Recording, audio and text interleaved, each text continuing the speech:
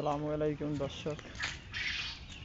বর্ষাকালে যারা পশু পাখি পালেন অবশ্যই পশু পাখির জন্য আগে থাকার ঘরের ব্যবস্থা করে নেবেন, নাহলে আমার মতো বিপাকে পড়বেন সবাই। কোয়েল পাখির ঘর না থাকার কারণে এখন এই যে আপাতত পলি দিয়ে চারপাশে ঢেকে দিলাম, এভাবে রাখতেছি।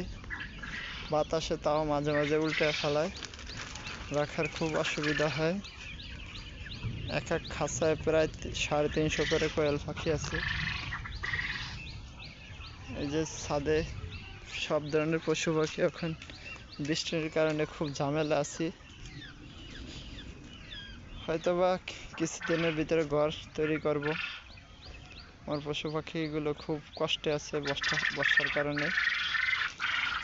সবগুলো পশু পাখি আপাতত ডেকে রাখলাম, শুধু বর্ষার কারণে সবগুলো বাসা বিভিন্ন সময় ভিজে যায় পানি যেয়ে।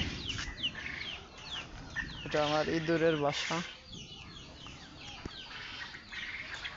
সবাই দোয়া করবেন যেন খুব তাড়াতাড়ি আমার কোয়েল পাখির জন্য, পশু পাখির জন্য একটা ছাদে ঘর করতে পারি।